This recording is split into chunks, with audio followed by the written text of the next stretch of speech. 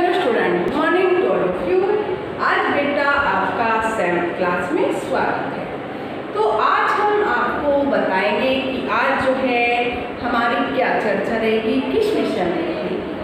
तो आज जो है बेटा 12 सितंबर को 2020 में क्लास 7th में जो है हम आपको काम करवाएंगे कौन सी, हिंदी आरोही व्याकरण। इसमें आरोही हिंदी व्याकरण में जो है आपका लेसन 1 से जो है आपको डिटेल्स बताएंगे, क्योंकि लेसन 1 जो था आपका कुछ बच्चों का मिस हो गया था, वीडियो मिस हो गई थी। तो जो है आपके ऐसे 1 आने वाले हैं, तो उसको देखते हुए तो हम जो है आपको स्टार्टिंग से यानी कि लेसन 1 कराएंगे। तो जिन बच्चों के पास आरोही हिंदी व्याकरण की बुक है वो सभी बच्चे जो है निकाल कर रखेंगे। तो इसमें जो है बेटा आपका सबसे फर्स्ट लेसन जो है भाषा और व्याकरण, लैंग्वेज एंड ग्रामर। आज का टॉपिक क्या है हमारा, भाषा और व्याकरण यानी कि लैंग्वेज और ग्रामर। तो इसमें जो है हम आपको बताएंगे आज भाषा किसे कहते हैं, भाषा से आप क्या समझते हैं, भाषा से क्या तात्पर्य है। तो हमारे समक्ष जो है सबसे पहला क्वेश्चन यानी कि क्वेश्चन नंबर 1 बनता है कि भाषा किसे कहते हैं।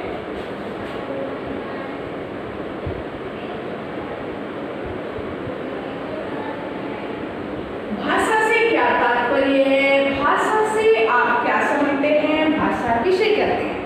तो ये 3-4 क्वेश्चन जो है आपके सामने आते हैं।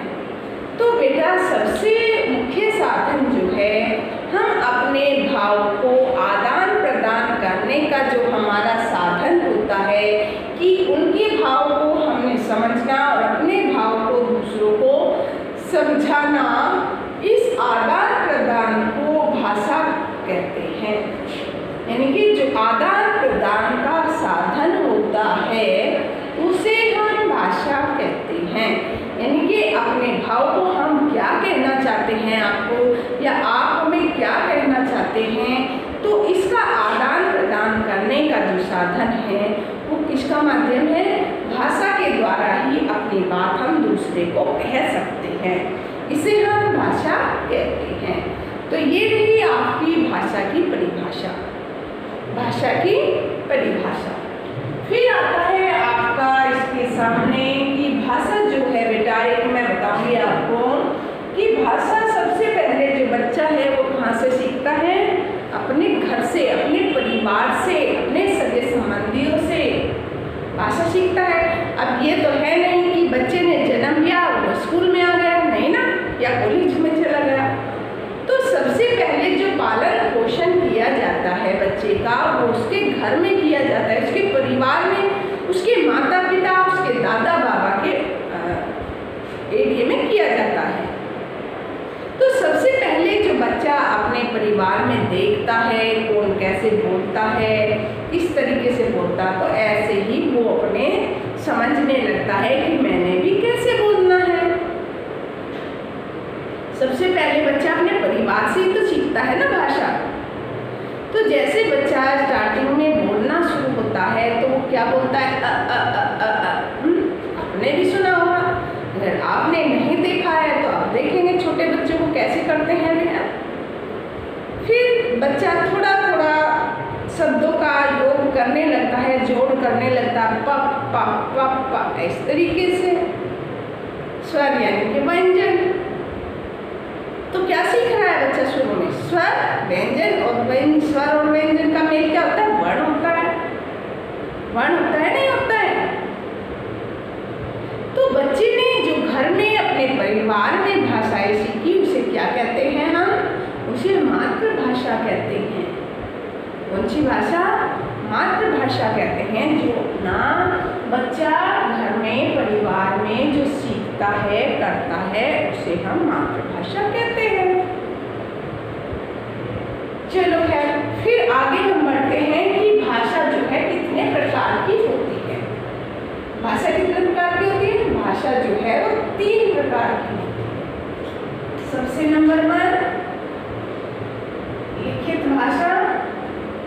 सभी जानते हैं। 2 नंबर 2 यानी कि मौखिक भाषा।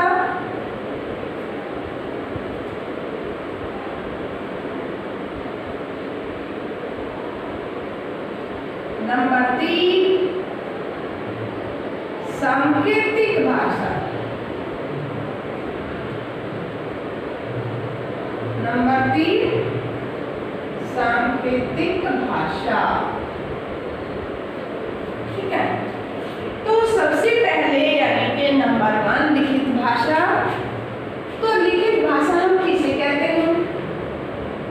जब बच्चा अपने भावों को या विचारों को लिखकर प्रकट करता है दूसरों के समक्ष, यानी कि दूसरों के सामने लिखकर प्रकट करता है, तो उसे हम लिखित भाषा कहते हैं।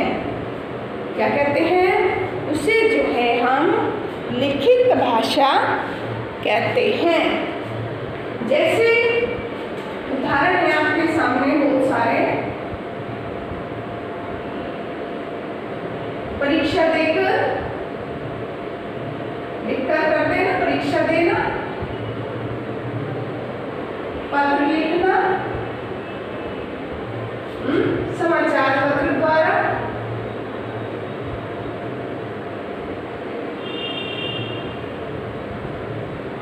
आदि। तो ये कौन से हैं हमारे यानी कि लिखित भाषा के उदाहरण। इसके लिखित भाषा के जो है ये हमारे उदाहरण हैं। सेकंड है आपका मौखिक भाषा। क्या है सेकंड? मौखिक भाषा किसे कहते हैं?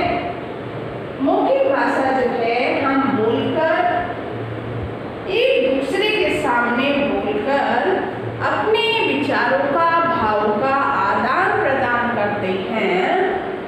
अपने विचारों का, भाव का आदान प्रदान करते हैं, तो उसे हम क्या कहते हैं? उसे हम मौखिक भाषा कहते हैं। जैसे टेलीविजन पर बात करना, मोबाइल पर बात करना, क्या है ये? हमारी आपस में संवाद करना, आपस में बोलकर बात करना, कक्षा में अध्यापक द्वारा पढ़ाना बोलकर। तो ये क्या है हमारे? ये सारे जो है हमारे मौखिक भाषा के उदाहरण हैं। किसके हैं बेटा? मौखिक भाषा के उदाहरण हैं। जैसे अध्यापक द्वारा पढ़ाना,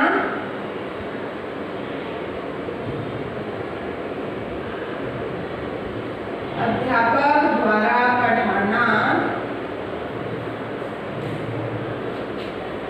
पत्र लिखना, नहीं पत्र लिखना ही है, मोबाइल पर बात करना, मोबाइल पर बात करना,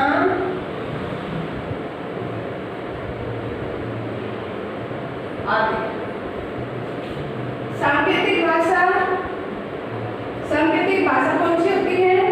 जिनको मुख्य प्राणी जो संवेदनशील तो होते हैं, जो मुख्य प्राणी होते हैं वे संवेदनशील तो होते हैं, उनको ज्ञान होता है, बुद्धि होती है, लेकिन वो बोल नहीं सकते, यानी कि गूंगे होते हैं। मुख्य प्राणी किसको कहा गया? यानी कि गूंगा व्यक्ति को जो है मुख्य प्राणी कहा गया है।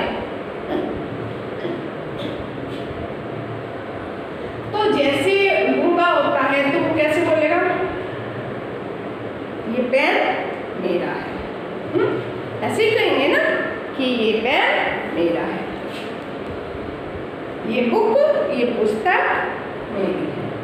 तो इस तरीके से जो है वो इशारे से, यानी कि ये घर मेरा है, ये बेंच मेरी है, ये कलर मेरा है। तो इस तरीके से जो है जो सांकेतिक द्वारा जो अपनी बातों का आदान प्रदान करते हैं, अपने भाव को समझाते हैं, एक दूसरे के समक्ष समझाते हैं, उसे हम क्या कहते हैं? उसे हम सांकेतिक भाषा कहते हैं। ठीक है, तो ये जो है आप उतार देंगे। कुछ से मैंने टॉपिक बताए हैं, फिर आगे मैं आपको बताती हूँ।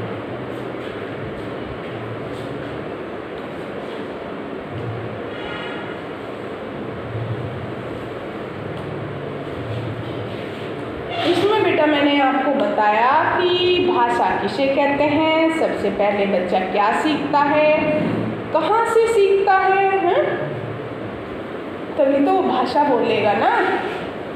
फिर जो है मैंने आपको बताया भाषा के कितने रूप हैं, भाषा के कितने रूप हैं उनकी जानकारी जो है मैंने आपको दी है। भाषा के 3 रूप होते हैं, मौखिक भाषा, लिखित भाषा और सांकेतिक भाषा। सांकेतिक भाषा के रूप यानी कि मनुष्य विचारों एवं भाव का आदान प्रदान 3 प्रकार से कर सकता है, कहकर, बोलकर यानी कि कहकर मीन्स बोलकर, लिखकर और संकेतों के द्वारा।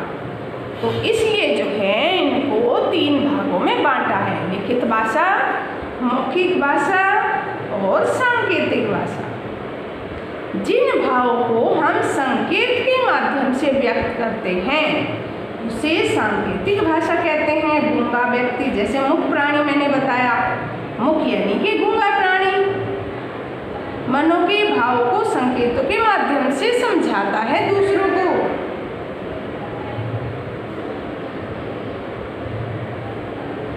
फिर आपके सामने आता है भाषा के कितने अंग हैं। भाषा के कितने अंग है, इसमें जो है आपके भाषा के जो हैं कितने अंग बताए हैं, 3 अंग बताए हैं। शब्द अंग, भाषा के अंग।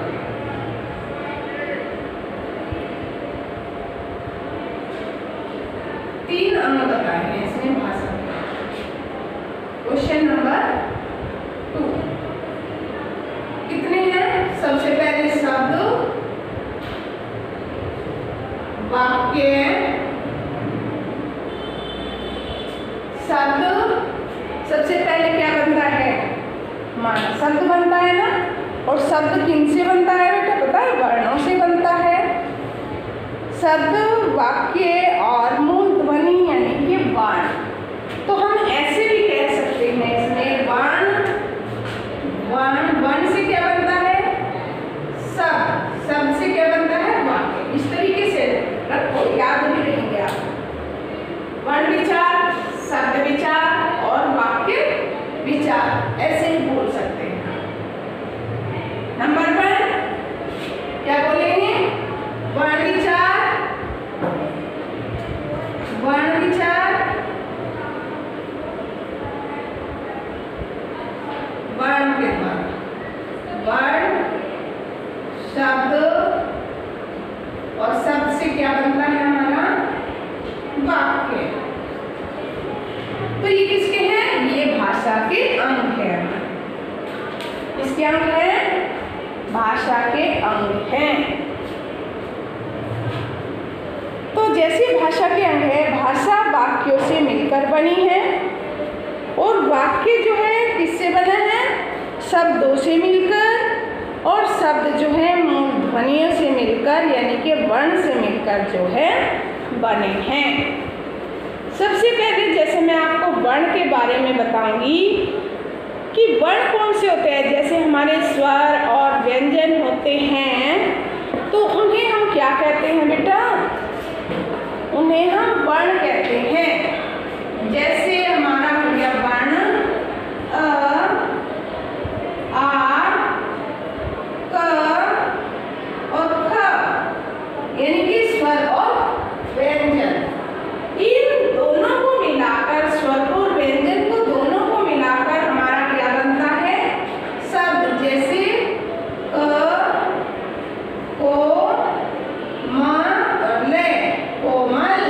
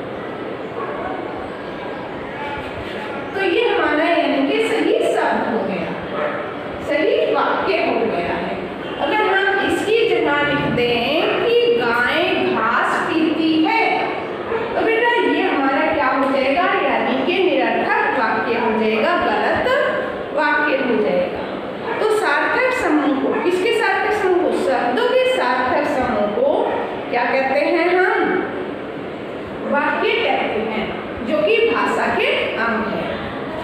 क्या है ये भाषा के अंग है। वाक्यों के सार्थक समूह को जो व्याकरणिक दृष्टि से लिखे जाते हैं उन्हें हम पद भी कहते हैं। क्या कहते हैं? उन्हें हम पद भी कहते हैं। आगे आता है आपका लिपि की लिपि किसे कहते हैं। विश्व में अनेक भाषाएं प्रचलित है। हर देश अथवा प्रांत की अपनी भाषा होती है। हर भाषा का जो है लिखित रूप भी भिन्न होता है और मुख से उच्चारित यानी कि उच्चारण जो होता है, हमारे मुंह से उच्चारण होता है, उन ध्वनियों के प्रतीकात्मक रूप में जो प्रकट करने की व्यवस्था होती है उसे हम लिपि कहते हैं। क्या कहते हैं? उसे हम लिपि कहते हैं।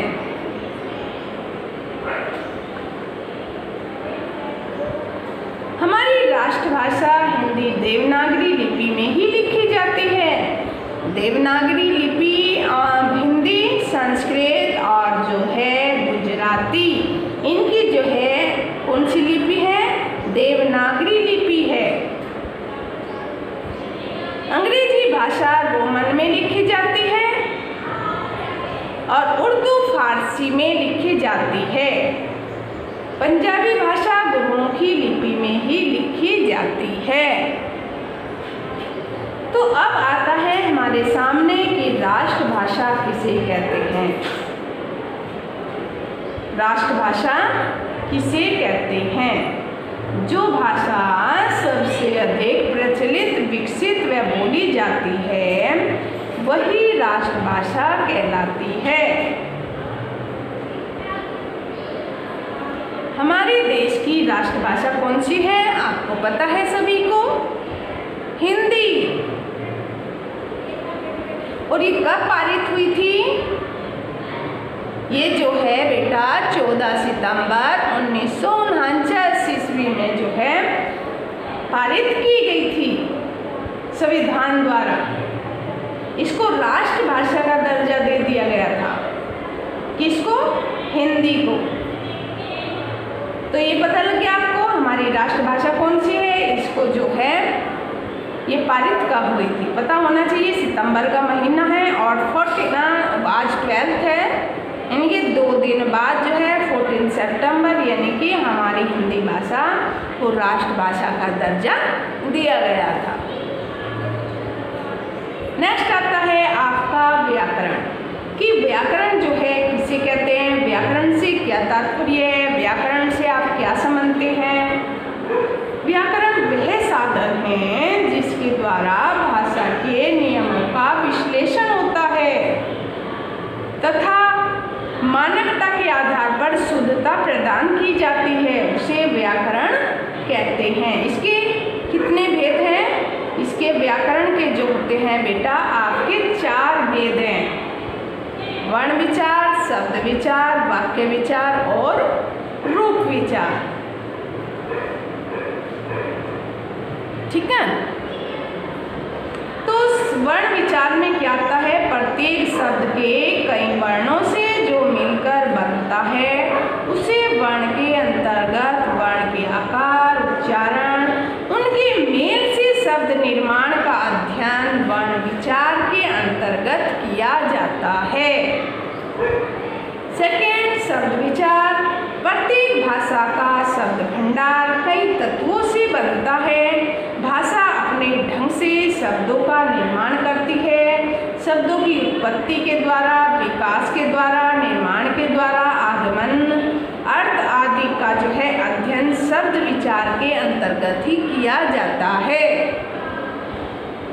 वाक्य विचार। हिंदी में प्रत्येक भाषा की एक निश्चित विधि होती है। वाक्य के भेद, वाक्य का गठन और वाक्य पदों के पारस्परिक संबंध का अध्ययन वाक्य विचार के अंतर्गत ही किया जाता है। फिर लास्ट है आपका रूप विचार। प्रत्येक शब्द की जो है अपनी स्वतंत्रता सत्ता होती है। तब शब्द जो है, जब शब्द को वाक्य में प्रयुक्त किया जाता है तो जो है बहुधा उसके रूप में परिवर्तित हो जाता है। शब्दों के रूप परिवर्तन, उसकी रचना और भेद और उसके कार्य का अध्ययन किसमें किया जाता है? रूप विचार के अंतर्गत ही किया जाता है। तो आज बेटा मैंने आपको बताया है कि भाषा और व्याकरण, भाषा किसे कहते हैं, इसकी परिभाषा, भाषा के जो रूप हैं वे कितने प्रकार के हैं। भाषा के जो है 3 रूप से मानी गई है, 3 प्रकार माने गए हैं, लिखित भाषा, मौखिक भाषा और सांकेतिक भाषा। फिर मैंने आपको बताया है कि लिपि किसे कहते हैं। भाषा के कितने अंग हैं, जैसे वर्णों के अंतर्गत क्या आता है। मैंने शब्द किसे कहते हैं इसकी डिटेल्स बताई। फिर शब्दों के सार्थक समूह से क्या बनते हैं, आपके वाक्य बनते हैं, डिटेल्स मैंने आपको बताई है। लिपि किसे कहते हैं, हिंदी भाषा की कौन सी लिपि है और इसे जो है किसके अंतर्गत आती है ये बताया। और अंत में जो है बताया मैंने आपको व्याकरण किसे कहते हैं। भाषा का शुद्ध रूप से लिखना, लिखने के ढंग को जो है व्याकरण कहते हैं। फिर अंत में मैंने आपको बताया है कि व्याकरण के जो है कितने प्रकार हैं, कितने प्रकार से व्याकरण का प्रयोग किया जाता है। शब्द विचार, शब्द विचार, वर्ण विचार, शब्द विचार, वाक्य विचार और रूप विचार, यानी कि ये 4 प्रकार जो है आपके किसके बताए हैं, व्याकरण के बताए हैं। तो आज यानी कि 7th क्लास में 12 सितंबर 2020 को लेसन 1 का जो मैंने ये कंप्लीट करा दिया है, आपको पूरी डिटेल्स इसकी बता दी है। सभी बच्चे जो है इसे लर्न एंड राइट, जिसका नहीं राइट हुआ है अब तक तो वो कर लेंगे। कल जो है मैं इसकी एक्सरसाइज आपको कराऊंगी। सभी बच्चे जो है अपनी आरोही हिंदी व्याकरण बुक निकाल कर रखेंगे। तो आज यानी कि 12 सितंबर को इतना ही है। 7th class.